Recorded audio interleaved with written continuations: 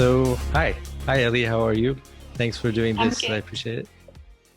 You're welcome. Thank you very much for asking me. So, where are you at the moment? I'm in Indonesia on the island of Gili Trawangan. I've been here for 3 months now on a 3 by 2 kilometer island. So it's very small here, but it feels very safe. So I feel really lucky to be here. Was that Corona planning for you, or did it just happen to be that way? Did you kind of get stuck Um, there, or? Half and half. I was in India in March. And then when it kind of came to, okay, need to go somewhere and stay somewhere. It was either here, where I spent a few months here last year, and I have a couple of friends here, or go back to the UK. But I don't really have a home in the UK. It would have just been my mum's kind of spare bedroom. So I decided to come here. So it was kind of planned, but I guess I didn't realize it would be this long, but it has been fine to be this long. And you've been traveling, I saw on your site for about 10 years, you said. But I did see a video that you made in, I think, 2018 when you quit your job and started blogging and traveling, which is kind of a familiar story, but I started a lot longer than a lot longer ago than you did. But how did that come about? What were you doing before, and how did you start traveling? So yeah, so for me, it's been 10 years this summer since I did like my big trip, my first big trip, which was working at a summer camp in the USA. And then since then, for the last 8 years, then between 2010 and 2018, it was a case of working for a few months and then going backpacking for a few months, like leaving the job, constantly finding new jobs, going back to my mum's house to live and work, and then backpacking again. Lived in Australia for 2 years as well, and did the whole backpacking working holiday visa in Australia. And then from about the last 2 years, 2016 to 2018, I lived in London, which I loved because actually, I just went away every week, like every month, sorry, for a weekend away. It was so easy to do. But I knew that I wanted to do another really, really long trip. And by this point, I've been working on my blog for a few years, and I was like starting to make a little bit of money. But I knew really that in order to take my blog full time, I needed to give it my full time, yeah, to give it full time really. And then I wanted to travel full time. So I just figured, okay, let's just take the leap and just see what happens. And yeah, 2 years later, and it's obviously travel blogging isn't necessarily very good right now, but I still have hope that it will get better. And yeah, I've been traveling so much in the last 2 years as well. Yeah, I think that's a interesting strategy that I think it helps when you're like, okay, this is what I'm gonna do, and the threat of like having no money is really good incentive to get better at it, to like work harder, figure out what works for you, and so on. So I get that mentality. I think it's beneficial. If anything, it's harder to motivate yourself when you don't have that pressure. And I think that pressure can really help. Yeah, uh, I agree. Yeah. But it was also kind of good not to have the pressure of, say, like living in London and costs. I knew mhm. obviously if I was going to take my blog full time, I wanted to be traveling full time because that was really my priority. But I know a lot of people, blog full time but live in London. And I kind of thought, I don't want to be spending money on rent in London and just life in London and not making that much money from my blog. At least this way, if I don't end up making any money from my blog, really, then I've spent that time and that money traveling, which is what I wanted to do. So Yeah, that's pretty cool. Yeah, I gave myself 8 months to make it work, nice. and it's been 10 years or more now. So Wow. it's worked, I guess. So that's cool. So I wanted to have you on the podcast because I was earlier in the year in Pakistan, which was my very first trip there. And then from there, I went to Nepal and then to India, I've been almost 20 times. I've lost count. I've been many times. So, and I made these videos about Pakistan, and it was, for me, I had a lot of misconceptions. I thought it would be a lot more different than I thought in a lot of ways. And I thought it would be a lot more similar to India in ways that it wasn't. Mm, But one of the big questions I got was, what would it have been like for a woman traveling there? And when I get that question, it's difficult. I don't have that in my mind when I'm traveling. I don't think, if I were a woman, how would this be?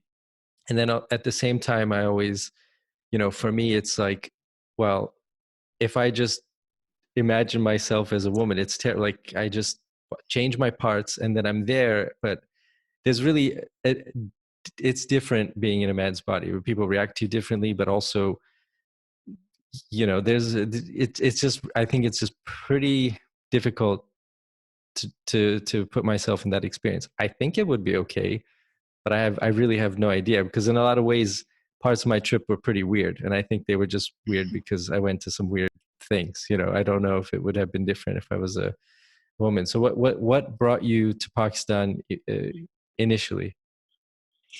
I've just for years had this desire to visit Pakistan. Same with India as well, I guess. I'd been wanting to visit India for so many years. I only did visit in 2018 after I quit my job. I guess I always knew with India I wanted enough time to travel it. And then I ended up going for like 4 months. But had I been able to go for that time before, I probably would have. And then Pakistan was the same. It was just this desire to go there. And people say, why do you want to go? And I guess for me, with my travel style, a lot of places that I like to go to, it is those places where people then question, why do you want to go? I'm like, that's why I want to go. It's because you're questioning why I want to go. So, and yeah, but obviously the visa situation with Pakistan, I always knew was a little bit more difficult. So that's kind of what had put me off for a long time, or kind of just not even put it on my radar to go. Like, it's quite difficult to get the visa.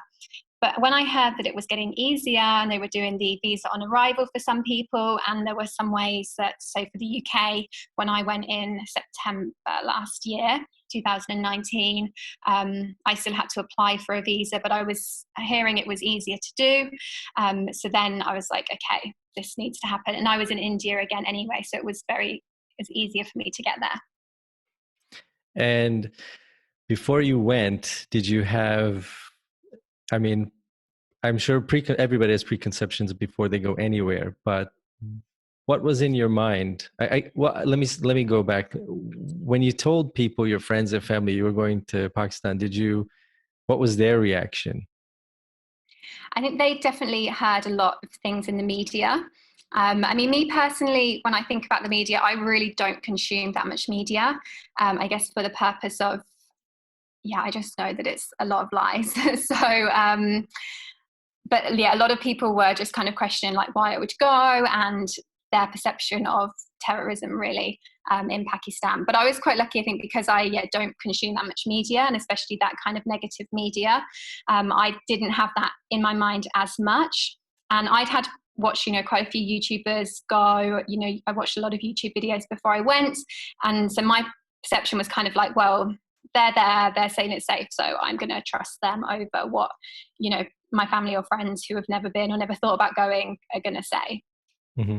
And when you made the decision and when you got there, where did you start, and how, where did you go around? But initially for me, when I started in Islamabad, which I think gives you a very different perspective on the country, because it's so different than pretty much the rest of it. I was like, this is so much more orderly, and it feels much more Western. And I was like, if this is going to be the whole country, this might be a little bit boring, to be honest. In this part, for those of you who are listening and just wondering what the heck happened, my internet cut off. But yeah, so I'm in this room because it has the best internet, but it's the noisiest room in this apartment. So anyway, I think what we were talking about before was when you got to Islamabad. I think that was your first entry, right, into Pakistan, or? No, so I actually went into Lahore first because I was in India, so I crossed the Wagah border, which was an experience in itself. Okay, I did see that video now that you mentioned it. Okay, so tell me a little bit about that. What was that like?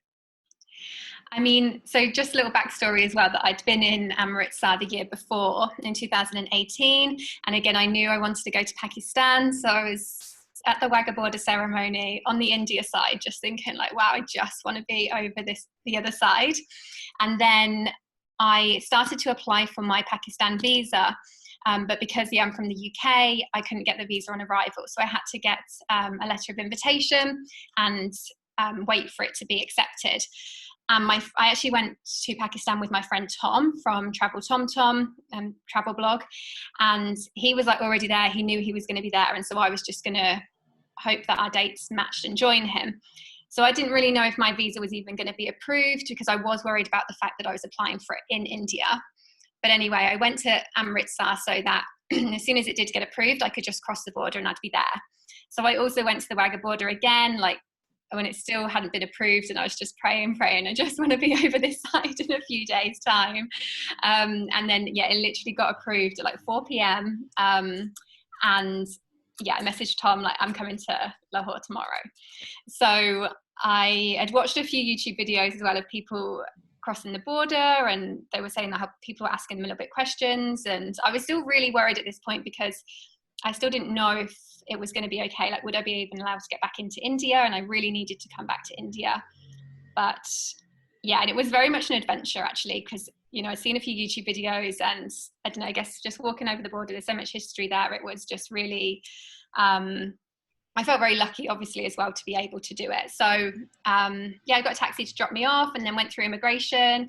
The people on both sides, the Indian men were all asking me, you know, where are you going in Pakistan? They were so interested and so friendly. And then, like, being able to go through the stadium that I'd been at already twice to cross the border was just really a memorable experience. And I was like, wow, I'm in Pakistan. Like, it was just that easy after, you know, so many years of wanting to go and knowing about the visas, and all of a sudden you just cross this line and you're in Pakistan. And then I went into Lahore, and then my friend Tom was already there. And for me, Lahore, I guess because I'd already spent a couple of days already in Amritsar, it wasn't a huge culture shock because, I mean, it is Punjab still. So although it's different, you know, it's still got that kind of Punjabi feel to it, like the traffic, I think, and the old city. And we only spent one day really exploring the old city and then going to the Wagah border, obviously, as well. So I think that was a really good way to do it for me because it wasn't like a huge culture shock. But I do agree as well, I think if you were to fly into Islamabad, it actually wouldn't be a huge culture shock to start with either, because after Lahore, we went up to Islamabad. So you went to the border ceremony, I guess, twice. You've seen it twice. 3 times now, twice on the India side and once on Pakistan side. Yeah. What is it like after the third time? Is it as interesting, or is it, you know, does it get old? Definitely. Yeah. I think so. No, I think, I guess because the second time I went on the India side, was when I applied for the visa. So I was so desperate to be like, in a few days' time, I want to be there. And then being on the Pakistan side, just, you know, even obviously it's so much smaller, but actually I think it was a lot louder. I mean, they do it really well. Like when you're in the Pakistan side, you literally can't hear anything from India. And I mean, the India side is so loud, but then when you're in India, you can't hear anything from the Pakistan side. And it actually turns out the Pakistan side is really loud. I don't really know how they do it, but you kind of just hear the side that you're in. So when I was there, so I've been to the Wagah border, and I went to the ceremony, or the standoff. It's kind of a theatrical standoff, I would call it, because it is very, very India and Pakistan. Like, if those two countries are going to do something, it's going to have that kind of flair to it. I think if you've been to both places, you just, you know. So what I noticed was, what I was told was that on the India side, they make it a point to have women dancing on the Indian side, and to have women featured in. So it's basically, for people listening, it's this, I mean, like, you have guards from the India side and the Pakistan side of the border, and they kind of march up and down. And on the India side, it's like almost like a big party kind of. I mean, the people just like singing and dancing. Yeah, there's all this music. And what I remember is on the Pakistan side, it was more serious. You know, it wasn't the same atmosphere as it is on the Indian side. So it's very different. It's almost intimidating to see the Pakistani side from the Indian side, because, you know, it doesn't have that same you know, party vibe, I guess, if you want to call it that. Did you feel that at all before, you know, when you're on the Indian side and you see the Pakistani side? And Definitely, yeah. And even from where I was on the India side was quite close. I was in the tourist section. Hmm. So we were quite close to the border, and just looking over, you could see the one side, which was just all men and just all in their kind of like local clothing. And actually, as it turns out, when I was actually on that Pakistan side, we didn't sit exactly there. We sat around the other side where there were more women and school children. But just the view that I got was just all men. And so already I kind of thought anyway that Pakistan would be quite male dominated. And just from this kind of like slither that I could see like through the fence, it was just men. So I was like, wow, this is going to be interesting going on that side.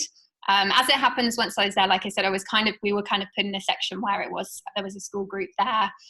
There was a couple of women. And so it wasn't actually, kind of as intense as I thought. But yeah, you're totally right. I did kind of get that thing that it was a lot more serious over that side as well. Yeah, now that you mention it, I remember where there's a tourist section, so where basically the tourists sit, and I remember I think it's like toward the left or something like that, and you really do only just see the men. So it's like you're like, Yeah. okay, I guess there are no women on that side. Was my impression, but clearly there are women on the other side, on the Pakistani side, and as a foreigner, you can go there, right? I mean, Yeah, absolutely. Yeah, it's just as easy. Well, probably even easier than going the Indian side because obviously there's less people. Yeah, you just walk straight in. I just remember there was definitely also a men's side and obviously a women's side going in. And so, yeah, I just kind of breezed through the women's side and then I obviously had to wait for Tom, and we also took our taxi driver with us as well in. So I had to wait for those two. But yeah, there was still women there, definitely. I think probably more like foreign women. But again, I think the school group was if probably all girls, if maybe mixed, but definitely a lot of girls. so you're on the Indian side, and you just walk over. You go over to the Pakistani side.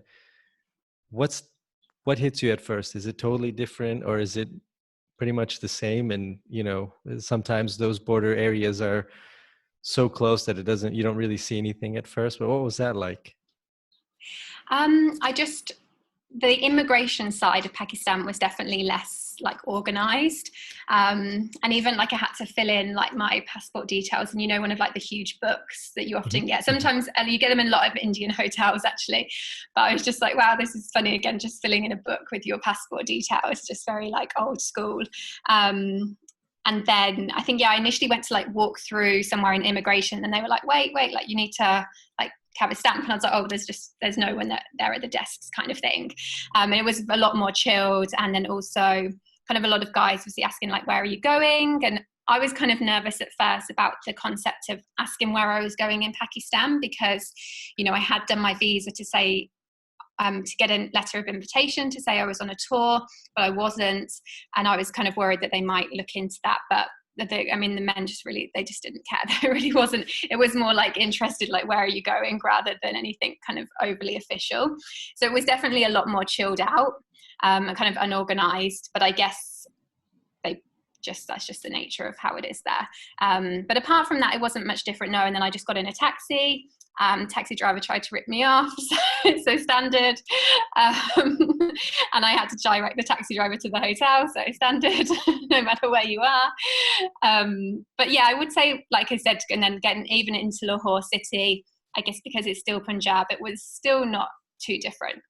Mm-hmm. It was the religion, I guess, and that obviously really came up in the rest of Pakistan, is the difference. It's what people are wearing, and just this kind of really strong influence of Islam, which obviously isn't the case over in India. Yeah, well, you mentioned the taxi drivers, and after once I realized I could use Uber or Careem, that was pretty much all I did. But Yeah. the taxi drivers are some of just terrible, like terrible. But that's common in a lot of the world, so it's not too bad. But it's like, because when I was in Pakistan, everybody's so friendly. I mean, really, honestly, the thing I loved about it was I felt like I was the first tourist to ever go there. People, they don't see as many tourists, and so they treat you differently. I mean, when you're there, you really have this unique experience to have, I think, to be in such a developed country and have so few tourists, and then you can kind of get around, but then you get to and everybody's really nice, but then you get to the taxi drivers and it's like they're waiting to just, rip you off. But that's funny. So I'm glad I wasn't the only one. so, No, no. so you get to Lahore. For me, Lahore was, what I remember was I went to this Sufi festival. I don't know if you went to the Sufi festival. No, it was on my list to go to. I'd read it on Alex's blog, Lost Without Purpose, and we were just so tired after. We were actually in Lahore on a Thursday, which is when they have the Sufi night, I believe. But after we'd been sightseeing all day, we were just so tired. So we actually didn't go, which I would have loved to. So that was one of the wildest travel experiences I've had. Wow. It was just, people were like, I'm thinking Islamic country, and a lot of people were saying, oh, in Turkey, do you drink alcohol? Do you have alcohol? I'm like, yeah, people drink here. Like it's not an issue. And they were very, very surprised. And, in Pakistan, you can't really find alcohol and so on. But then you go to this Sufi festival where everybody's just smoking weed and opium, and like a lot. Like everybody is just Wow. in the open, getting super high and dancing. And it's just, I was like, well, and then they were telling me, oh, alcohol is bad, but this stuff is okay. And I was like, oh, okay, all right. So that was kind of like, when I saw that, it was like, this is a country full of just contradictions, which makes it so interesting. It's like, it's not what I was expecting. But I guess for you, what I would wonder is, I got stopped a lot, in various cars for security checks. I don't know if you had that experience, but they would pull me out of the car, mostly for the driver. And then I don't know if I drew attention or what, but they would pull me out, question me, take my passport at these different stands and stops. And so I was like, the first couple times it happened, I got kind of nervous, like what's going on? And then I just realized it's just a standard check.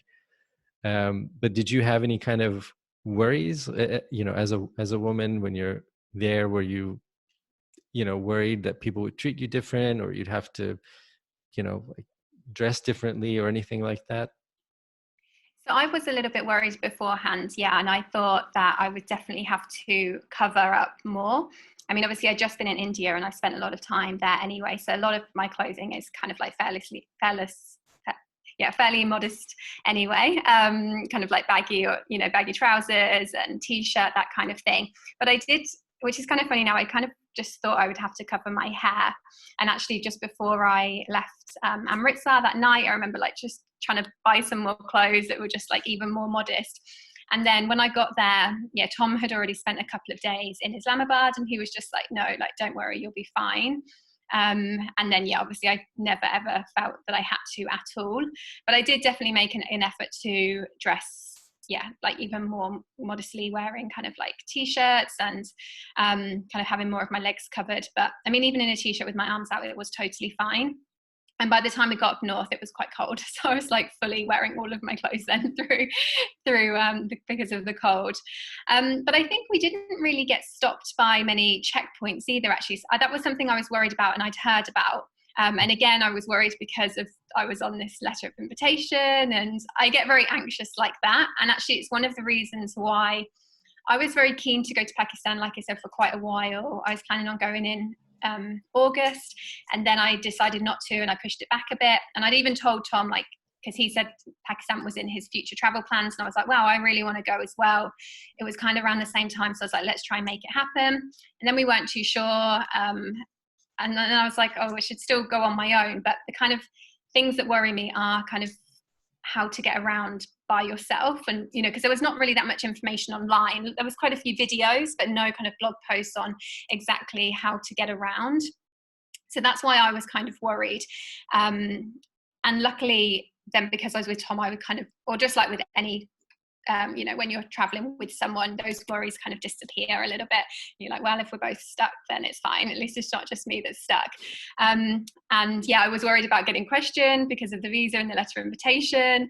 But actually that didn't happen at all. Again, like a bit like you, like no one really cared. And if we did get stopped in a couple of places, it was just very like mandatory. They have to take your details. Kind of really friendly guys as well. Like we kind of made an effort to make sure like we spoke to everyone, like hello, and asked some questions. And so kind of most of the time, I think it turned out to be quite a nice experience. And I guess I was also worried about even things like, would we, like we were just friends, but we were just sharing a room. And I was worried about like, would we have to say that we're married because it's such an Islamic country? But I mean, no one asked at all. And maybe some people assumed that we were together because we were male and female traveling together, sharing a room. So maybe they didn't even think to ask. But on any occasion, no one asked at all, which also really surprised me. Yeah, I was going to ask you about that. I was going to ask you about that dynamic of, if they would let you share a room, for example, if you're not married, or if they would find it strange that you're not married, just, that you're traveling together, but you're not married. Would they find that strange? Did any of that happen? Any questions or anything like that? No, not at all. Because I mean, even again, if you look, even probably some travel advice for India now is to say like wear a ring, which I've never felt like I needed to wear a ring in India, even as a solo traveler. But then I was kind of thinking like, wow, would we need to do this in Pakistan? Like, would I need to? And actually now, since going to Pakistan, I've been to a few more Islamic countries and I've been learning a lot more about Islam myself. So now I'm even more surprised that we didn't get asked, because I realize actually now how kind of important that is, whereas I didn't actually necessarily at the time. But I think it is just that traveler perspective. You're foreigners, they know you're not Muslim. And I mean, at the end of the day, firstly, they know you're not Muslim. So actually, I think people are pretty open to know that in your culture, you don't have to be married, in order to be with a man or be girlfriend, boyfriend, that's fine. And then secondly, I think people are not really going to question you, especially if you've booked a room. They're going to kind of get the money, or I mean, if they turn you away, then they don't get to sell a room. But even then, there was nothing. It really surprised me, but it was good. Yeah, that's interesting. And as far as dress, from what I saw, I would think, you can, it's always weird when I describe it, but I think if you just wear pants and, shirts, I guess you're fine. Like, would that be what, but you would know better than I, what, as far as the women in Pakistan, I didn't find them dressing any really differently than you would find in a European country, to be honest. I don't, I mean, you see some women are covered and some aren't, and all kinds of different dress. That surprised me, to be honest. I wasn't expecting that. But what do you think in terms of dress? What would a woman who's going there need to know? Yeah, so I'd say definitely just cover your shoulders, a t-shirt, and probably no like strappy tops, kind of like a high neck t-shirt. And then, with trousers, I mean, jeans would be totally fine. I think even if they were kind of tighter, because a lot of the women I saw in Pakistan are wearing jeans. Maybe you might want to have like something slightly longer to like cover your bum, maybe if they're like tighter jeans. But a lot of the time I just tend to wear, and I wore kind of like 3/4 length, quite baggy trousers anyway. So they're not really figure hugging.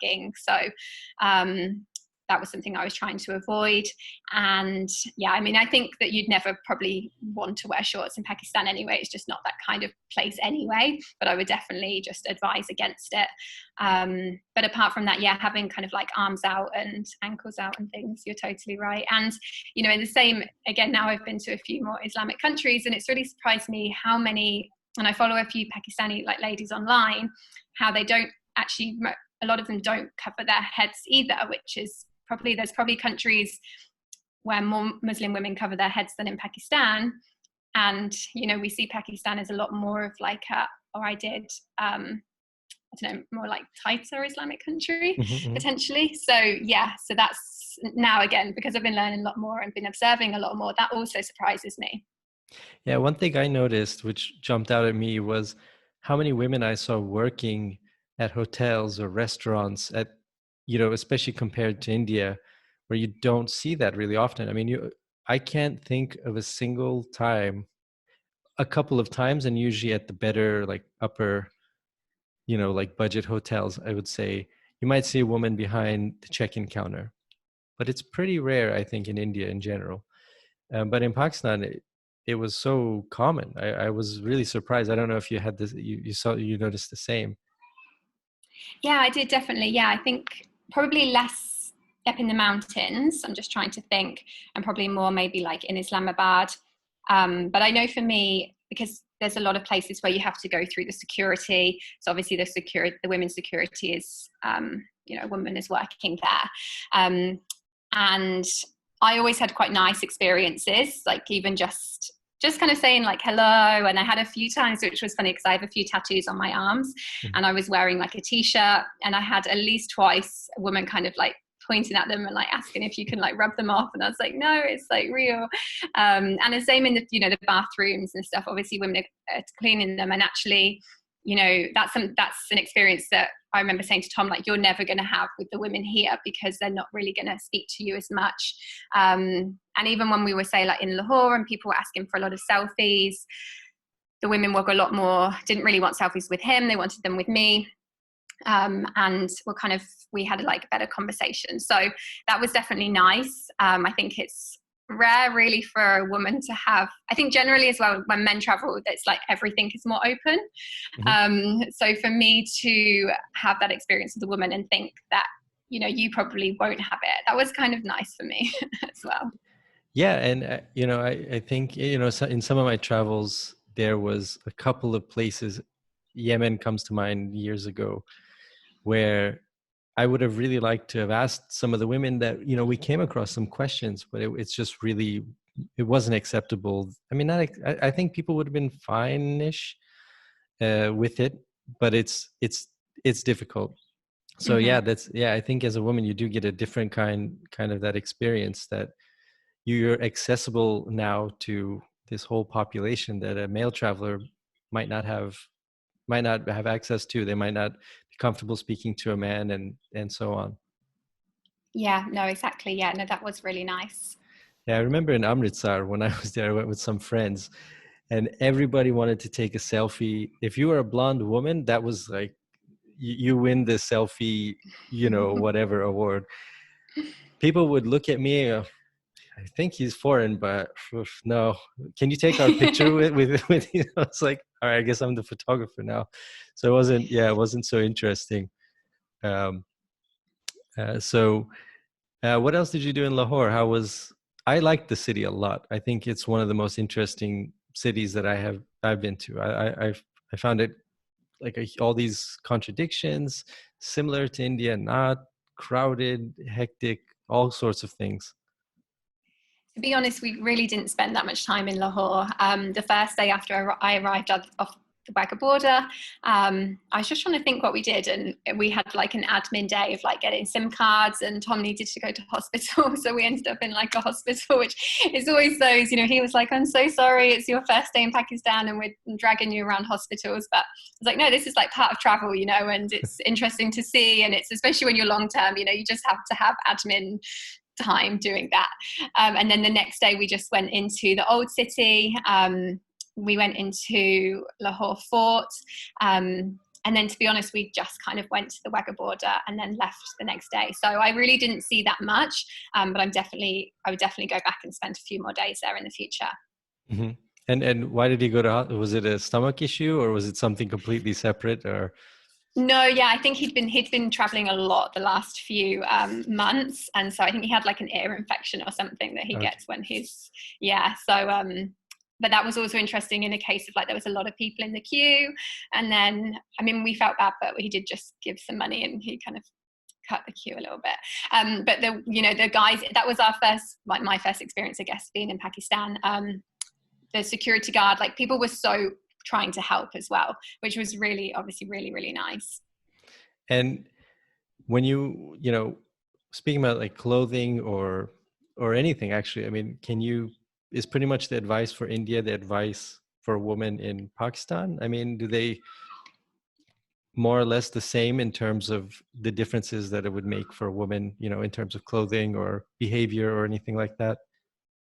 Yeah, I definitely think so. Yeah. And I think another thing that as a woman traveler, you definitely experience that maybe uncomfortable is the whole selfie thing. You know, for us in Lahore Fort, and then when we went to Islamabad, we went to the Faisal Mosque on a Friday. So obviously it was prayer time, so it was extremely busy. And we had a lot of selfies, which was fine because we were together and I was happy, and they were group selfies and it was okay. But like for me, for example, when I travel India by myself, I very much tend to say no to selfies these days, unless it's with a group of women or sometimes they're young girls and you can tell they just really, really want a photo. So I will say yes then, because it's a nice thing to do. But when it's a group of guys, I just say like no, because I know one selfie leads to 2 and then 3 and then it's 10 and then it's a lot. So I would say, yeah, even that kind of advice that I would say for India to be a solo female is to say, yeah, exactly the same in Pakistan. You know, people are very intrigued, but, you know, I think it's something that can make us feel very overwhelmed, even when people are, you know, it's nothing malicious at all, but it is just something about it that just feels very overwhelming when you kind of have cameras put in your face and a lot of people all of a sudden around you. You kind of look up and you're like, wow, I'm the center of attention and I didn't quite realize. So that's something that I would say applies to both. And yeah, the same dress. And I think the same in terms of, yeah, probably just the same. You know, people in Pakistan very much like WhatsApp, just like they do in India as well. And so I'm always very conscious if someone says, you know, they've got WhatsApp, if they're a taxi driver, things like that. I always say, you know, let me take your WhatsApp number, don't take mine. And again, it's nothing going to be nothing malicious, but you may just get some unwanted messages coming that you don't, you know, it's just a little bit annoying. So I always say like take their number, because actually they could be a good contact and usually are, definitely. But yeah, very much similar travel advice. And I guess annoying messages because you're a woman, or is my question, you know, I'm just imagining that, would you get like weird, you know, like creepy messages or that kind of thing? Or is it just you would get weird, you know, messages that you don't want? I think, yeah, just kind of like a hi dear, how are you message, which is very common from Indian and people. I mean, and again, just not these countries, very much all around the world anyway. So yeah, I don't think it would get anything to too kind of like inappropriate or too creepy. It's just not what you want. And often when you're in that position, or even like me, we're having social media, you know, often you have so many messages coming from people that, you know, you can't kind of be friendly to people all the time anyway, even though that sounds really bad. And so beyond Lahore, did you get to explore any other parts of Pakistan? So we went up to Islamabad, and then we were due to fly into Gilgit, and our flight was cancelled, which is very, very common, the Islamabad to Gilgit flight. So then we ended up with one more day in Islamabad, and that's like one of my biggest kind of, I guess, travel advice as well for people in Pakistan, is just to stay flexible and not to book too much in advance, because there is a lot of things that can happen that you don't foresee. So we then couldn't even go to get a flight to Gilgit for another 3 days. So then we were like, okay, we can't stay in Islamabad this time. So we knew we only had about 2.5 weeks in total. So we ended up flying to Skardu, and everything happens for a reason. I'm a big believer of that. And we ended up just having such a good time in Skardu, a couple of nights on both lakes, Upper and Lower Kachora Lake. Then the road from Skardu to Gilgit was under construction when we went. A lot of people said it would take you a lot of time. So we went through the Deosai National Park, which was just, yeah, absolutely phenomenal. We rented a Jeep and a driver, and he took us there and then on to Hunza. Then we were in Hunza for a couple of days, like Karimabad, and then a little bit further up past Atabad Lake and the Hussaini Suspension Bridge and the kind of village, which was also just a total highlight. And then we had all fingers crossed that our flight from Gilgit to Islamabad wouldn't be cancelled, and thankfully it wasn't. So we went back to Islamabad, Tom flew back, and then I had a few extra days in Islamabad just to really catch up on work. Then I went down to Lahore on my own, and then Lahore back into Amritsar in India, which is about 2 weeks. Yeah, that I saw some of your pictures from the mountains in your videos as well. I didn't make it up there. If you know, and I saw that you run tours as well. So if you were going to if you were going to put like a must see, and you had to pick, let's say, between, if you're in Islamabad, you have to pick between the mountains and Lahore, which one do you go for?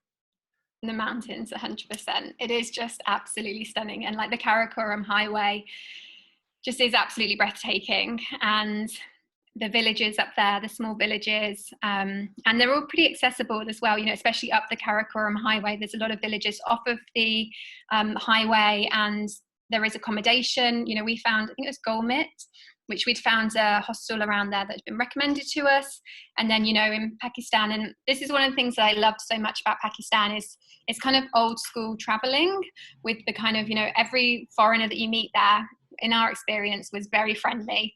You know, in Karimabad, we met a couple of people that were doing like, oh gosh, what was, like flying off of the mountains, like, with a suit, like a parachuting. wingsuit? Yeah, parachuting. Yeah, which was like, just hearing their stories was fantastic. And we met a group of guys who were doing a motorcycle tour, like 2-week tour from Islamabad up the Karakoram highway.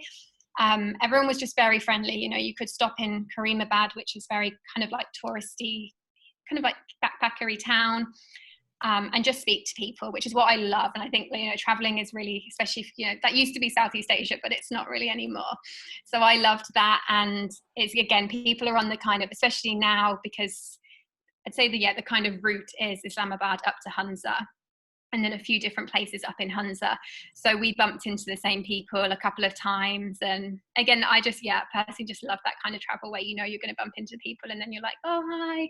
And so I definitely, as well, for kind of like solo travel, would, to reassure people, and especially like females, to say that once you're up there, it kind of feels like, it's such an unvisited place, but there, you know, if it's in the right season weather-wise, there will be people up there, and you can guarantee that the other travelers that are there will be friendly, and they'll be up for, you know, you say to them, oh, can I join you?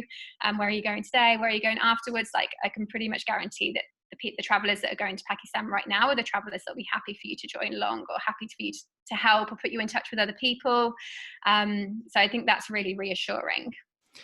Yeah, and if you look at the map, so for people who don't know, these are places that are pretty far north. And I think if you did a Google Maps and you didn't look at the pictures, because the pictures are from that area are just really incredible. There's some stunning views. But, you know, were you worried, or what was your experience? Because, I mean, this is in a place that's close to, you know, Kashmir, relatively speaking, you know, and it's in this kind of corner with China and Tajikistan. And, you know, people seeing that on the map might just go, those are great, you know, mountain views, but no way I'm going there. It doesn't, you know, what do you, was it different at all? Did you have those worries? I didn't personally know. It didn't really phase me at all, to be honest. But maybe because I'd seen a few, you know, YouTube videos, and I knew that people did. There was like a couple of companies that do run group tours, and they were up there. Like, I'd heard that Karimabad is kind of, you know, it's kind of backpacker as you're going to get. And so, I wasn't too worried. I mean, for me, I had heard, you know, about kind of the eastern coast of Pakistan alongside Afghanistan, you know, obviously to be kind of don't go. But I mean, even then I've seen travel advice to say not to go to Peshawar. But then I think even since when we went, and actually Tom did go, he went on a press trip after our trip, and he went up there and it was fine, within reason. So I think even stuff like that, it's changing very fast in Pakistan to what you think may not be safe as to what actually kind of is now. So now you're in Lahore, you're traveling alone. And how is that different at all? You know, I think the misconception of Pakistan, or the main, you know, thing that people think about, is one, terrorism, and then, you know, probably safety. It's going to just be general safety. And as a woman, did you find it difficult or different traveling on your own? I think just in terms of the staring was definitely more intense when I was on my own. And I even remember a couple of times when we were up in the mountains, like, you know, I'd kind of go on a walk out on my own, or me and Tom would be in different places, like doing different things. So the staring was definitely more intense. But for me, because I spent a lot of time in India and a few other countries where you're often kind of stared at. It doesn't really faze me too much. And I'm very aware now it is just kind of curiosity. But apart from that, I don't think there was anything. I think if anything, I didn't really get any catcalling comments, which maybe I thought I would get, which was nice. And yeah, it was very much just staring. But I think as soon as you know that that's not malicious, then it's okay. And I mean, overall, I would say that I wouldn't recommend Pakistan to like a super first time traveler anyway. I would say, to at least have been to maybe other Middle Eastern countries. Probably India is, again, they're so different. They really, really are. I totally agree that once I was there, I was like, wow, you can't even compare the two. But I guess in terms of like culture wise, but in terms of our travel advice here, it's very similar. So yeah, I think say if you've been to India and you've traveled there, you'll probably be quite prepared for Pakistan. And again, from me learning more about Islam and going to other Islamic countries, I realize now that, I think we see a lot of the men as actually being a threat, but maybe because they're staring or maybe because of what they're wearing, or you hear about women's rights and oppression and everything like that. But actually it's really, I didn't experience anything negative in that sense at all. Yeah, I mean, as far as the staring, at least from my perspective as a man, right, that you do notice that the amount of time people stare is different for every culture. Like some cultures, I want to say Germans do a lot of staring. Sorry, Germans, but there's this longer stare that's maybe, I feel, long. In Turkey, people tend to stare a longer time, especially older guys who just stare. So it's kind of, takes some getting used to. But I don't know if I think, as you mentioned, I don't know if the dynamic is different when you're a woman, but I think, like you said, it's mostly curiosity. It's not, malicious or, especially in a place like Pakistan where there's really not that many foreign tourists. I mean, I think something like 75% of the tourists to Pakistan are of Pakistani descent. I mean, it's some crazy number like that. So and I think even in, I had women staring obviously at me, and for me it's always just reply with a smile, and then generally they always smile back, and then it actually turns into quite a nice thing. And the same even with men as well, or just saying hi back. And they often probably don't know what to say to you either. Like you said, you can often be tourists and not seeing that much. And actually as well, like on the note of domestic travel within Pakistan, that was something that really surprised me as well, because I didn't quite realize, again, how much, I guess this was another thing I was thinking, looking online, thinking, there's not that much accommodation online, or there's no reviews of things and, itineraries, etc. But actually, once I got there, what I didn't expect was just how much Pakistanis travel. So that really is the infrastructure there. Even those buses from Lahore to Islamabad, I think they run like probably every half an hour all day. And, they're really good. You could get like deluxe VIP buses, which I didn't expect at all. And yeah, when you get to hotels, there is plenty there. There's taxi drivers, there's people, places to eat. And we had some really nice experiences with Pakistani tourists as well. And generally, I guess the kind of people that are from Karachi, Lahore, Islamabad that are traveling, they generally can speak good English. So we actually had some really, really nice conversations. And that's another thing I would definitely say to people, to also engage, whether you're male or female, with them. And especially if you're female, like if you see a group of men that are from Lahore or something, like, again, just don't be intimidated, because they are just, they're kind of just on boys' holiday. That's what we kind of found, like wives and stuff at home. But they were just very, very, happy to chat. And we had some really, really nice and valuable conversations with them. And yeah, I mean, that was my experience as well. I went to, this might be different between, men and women, but I would go to tea shops and people would buy me tea. It was very common. Very common. And I was surprised. At first, I was thinking it was a scam. My just sort of, when you travel, especially in the beginning, when you're in a place, you have this like heightened guard up, because you don't know what's normal and what's not. And, people buying you things like tea at a restaurant or at a cafe is pretty unusual anywhere in the world. Like that's not super common. So the first time it happened, I thought, okay, this is a scam, but I'm going to go along with it. How many people could they, I mean, what could possibly come out of this? And I was like, oh, it wasn't a scam. They got my name and they were like, we'll find you on Facebook or something. And I was like, all right, fine. And then I left, and that was pretty a common experience. I think it's really because, as a tourist, people are kind of appreciative that you're there. They don't have that many tourists. So I don't know if you had any experiences like that, or, if being a woman maybe in those situations would be different, if they might not approach you the same way, for example. Yeah, I think again, because I was with Tom, I think we were approached totally fine. I definitely did notice that kind of people approached Tom first, and then would say hello to me. But I guess, really it wasn't a problem. And, I was very keen to like give out my hand, shake my hand. And because I think, again, within Islamic culture, I didn't know if men are so used to that. And I was like, no, you can talk to me just as much as you can talk to him. But I would say that I think if you were traveling completely alone, I think that you would still get that. But I think some people are going to be are going to be more hesitant to kind of invite you in. Like, for example, I was in Saudi Arabia earlier this year, and a lot of the videos that I'd watched on YouTube were all, kind of men doing vlogs and saying, a guy just, told me to get in his car and he's going to show me the city. And, they told me to come here and they told me to come here. And I was kind of like, wow, okay, like people are very nice here. I'm going to be so open to those experiences as well. And although I had an amazing experience in Saudi Arabia in the end, and I really met a lot of locals, but it was nothing like how it was in people's YouTube videos. And it clicked that it's probably because they were men. And I know this is a different country, but for example, in Saudi Arabia, a man is not going to say like, come in my car and I'll show you the city. And I think that that's very similar probably in Pakistan as well.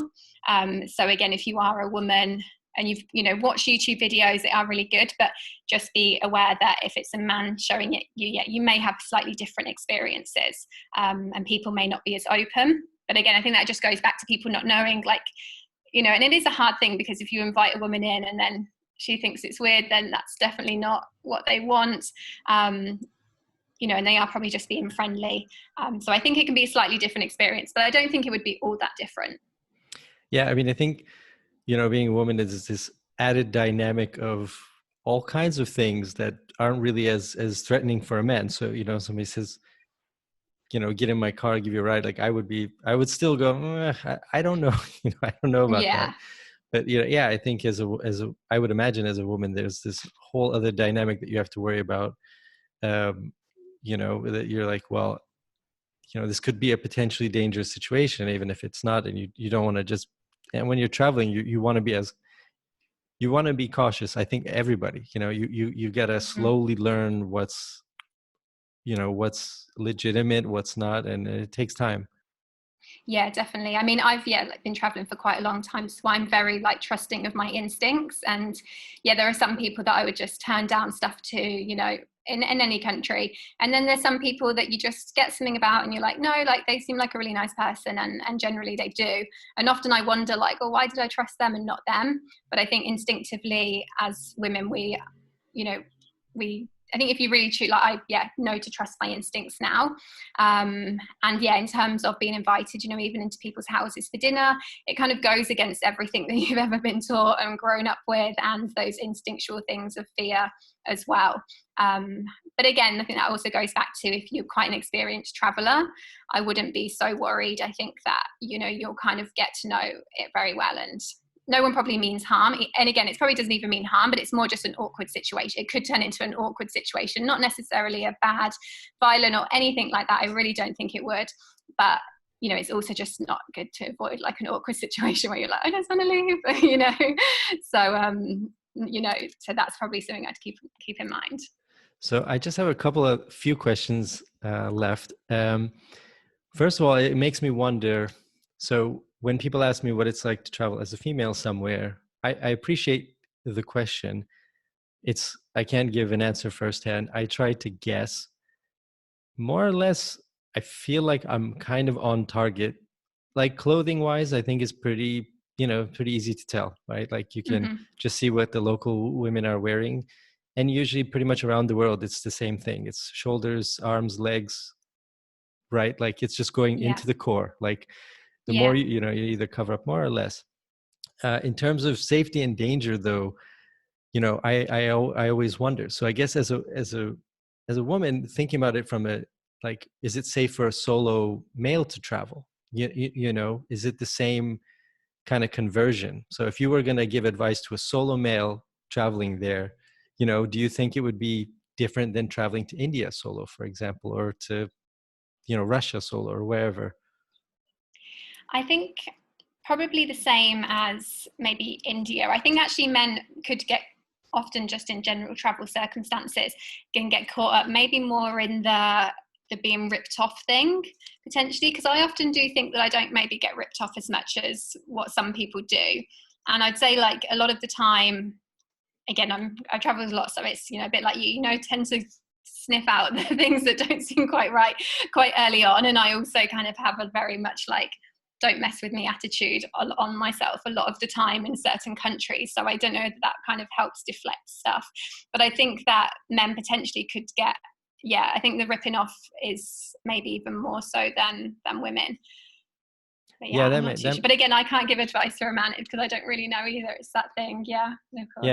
yeah. I think, I guess in my experience, you tend, like, if you're ripped off, yeah, that people will try. I think probably more now that you bring it up. But there's also this dynamic of aggression. So I mean, I've gone to India a couple times and gotten intentionally scammed and made YouTube videos about it. And in the second video in Delhi was much more aggressive than Varanasi, where I did the first one. I had to cut out like huge sections of it because I had to put the camera away because I thought the guy was going to literally attack me and my friend. I was just waiting for it. He got so angry. So I think if, you know, if we were women, that probably wouldn't have happened. But I also think if we were women, now that you bring it up, that they probably wouldn't have approached us. And we really tried hard to get scammed. I mean, we were really, really like, it took hours and hours and hours to try to get even one person to scam us, you know. Oh wow, I need to watch this video. So then what we decided to get scammed was, let's just look around. Like, we don't know, like, we've never seen the planet Earth before. And we literally did that. And within like 10 minutes, somebody came up to us. It was funny. So yeah. And I've seen your videos. So I have to ask about the tech, which is something I love to talk about. How do you film them? What kind of equipment, electronics do you travel with? What did you bring on your trip to Pakistan?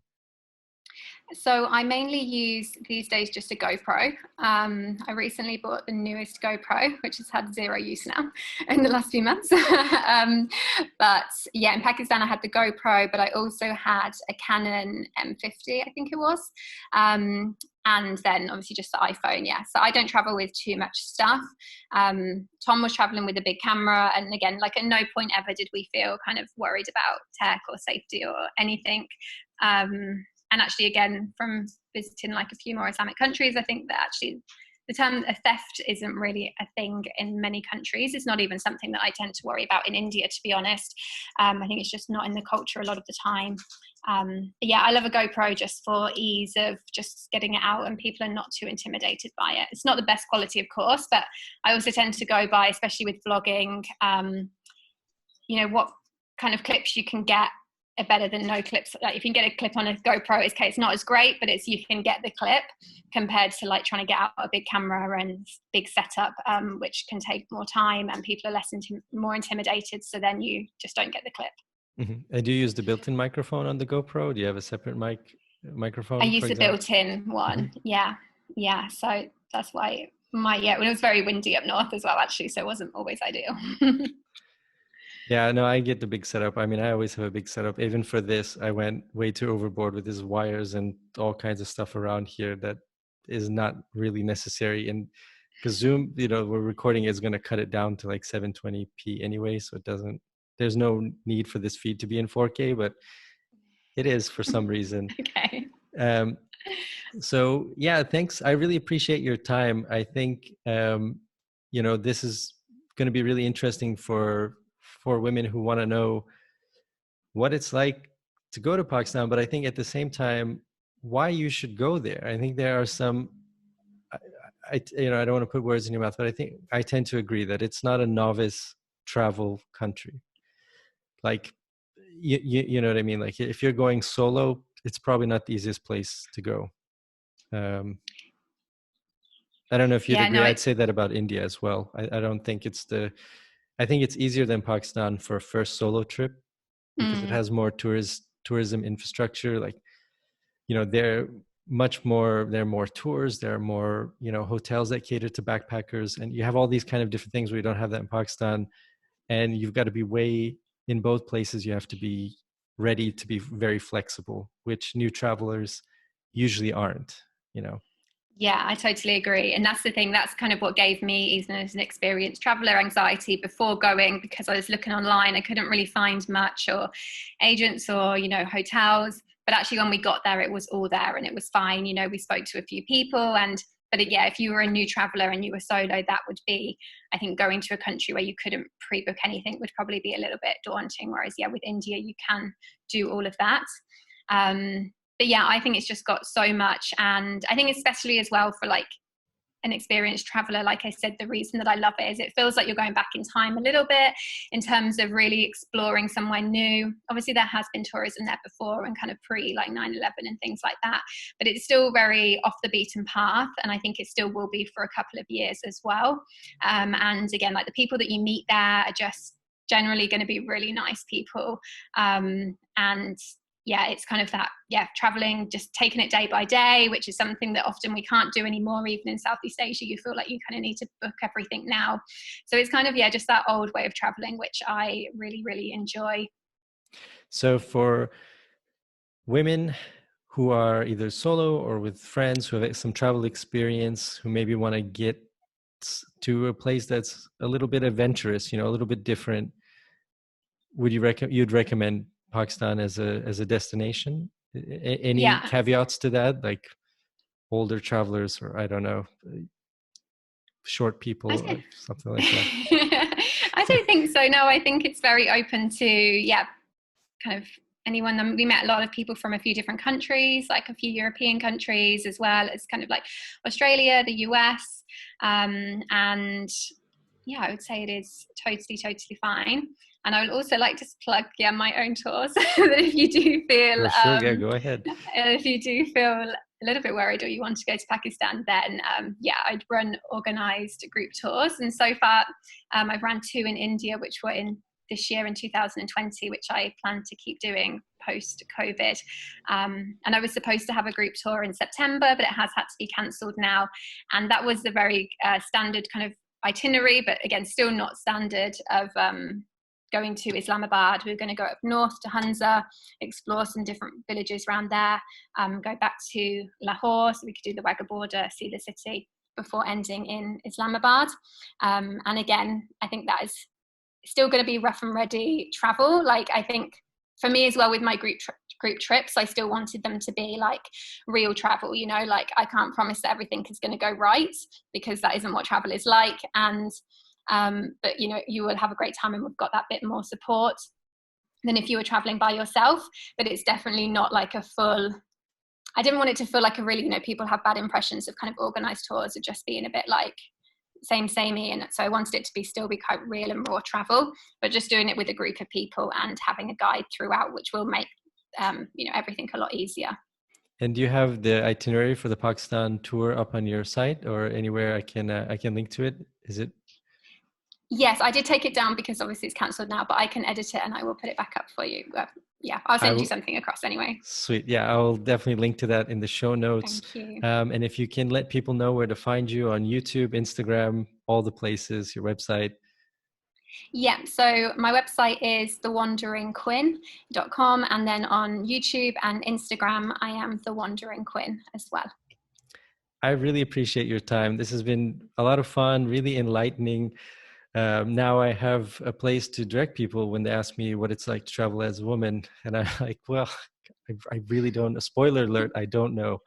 But I think I have a better idea now. And it's one of those places I sound like I'm really fanboying about Pakistan, but it's just one of those places that I feel like is in this sweet spot that a lot of countries get in, which is developed enough, safe enough, interesting enough, and there's not so many tourists. And I think totally agree. it's a country that's really working toward building up its tourism industry. I mean, that's very Mm-hmm. clear in a lot of what the government is doing, but a lot of what, you witness on the ground. And I think, unfortunately, if the number of tourists, triples, quadruples, or whatever, you're going to kind of lose a little bit of that. I think that's true of everywhere. So I think, I don't know if you would agree, but I think for travelers, it's in this real sweet spot right now for adventure, experienced travelers, that kind of demographic. It's a good time. Yeah, totally. I mean, I have zero regrets about going, and I am so pleased that everything aligned, like with the visa, and then obviously I went with Tom, and it was really like a trip of a lifetime for sure, and changed my opinions on a lot of things, and really even opened my mind to a lot as well. So yeah, I would 100% recommend going, and definitely trying to go as soon as possible rather than waiting a little bit longer. And would you combine it with India, like how you did it, or would you, recommend separate, uh, for example? I think that it can be very much done on its own trip. I mean, I guess India is the only country that you can obviously go in and out of on the Wagah border. The only thing I will say is, if you ever are considering that, anyone listening, that you have to go to India first, and then go into Pakistan, because if you go into Pakistan first and then cross the Wagah border with an e-visa, they can't process it at the Wagah border. So you basically don't have a visa for India. So you either have to figure out, you can apply for a different visa, but it's more work. So go to India first, then go to Pakistan visa-wise. And potentially, like travel-wise, if you've never been to either country, that probably is a good way to do them anyway, I'd actually say. Yeah, good to know. Yeah, that's why I went to Nepal in between, because I flew. So I was like, I gotta, Okay. I gotta figure out a way to get to India from Pakistan. So I'll go to Nepal. I hadn't been, so that was how I did it. But Nice. it's not ideal for everybody. I think, if you're crunched for time, flying to another country and then spending weeks there is not the best way to do it. But No. good to know. I'll link to all the places that you mentioned, website, YouTube, all that stuff in the show notes. Thank you very much again. I'll have to have you back on, because I want to ask you about Saudi Arabia, which is pretty high up on my travel list as well. Good. And I think Corona kind of like, boom, stopped everybody where they were. But I hopefully we'll all be traveling again relatively soon, it seems like. And it'll be kind of nice to, I don't know, go. Where are you going next after here? After there? I think I do want to spend more time in the Middle East. At the end of the year. Obviously, right now the Middle East is super hot anyway, so I'm actually not too worried about the countries opening up, because I'm like, I don't want to go now anyway. But kind of going back to Egypt is on my radar. I want to go to Iraqi Kurdistan, go back to Saudi, and just very much the Middle East and kind of some Arabic countries. Cool. Well, thanks again, everybody listening audio. There's a video version of the podcast this time. So I will leave a link to that in the show notes as well. And thanks everybody for listening and watching. And thank you again, Ellie. And hopefully we'll have you back on for another cool place. So thanks. Yeah, that would be great. Thank you so much. I've just enjoyed speaking about Pakistan so much, and now I just want to go back even more. So thank you so much. Sweet. Yeah, thanks.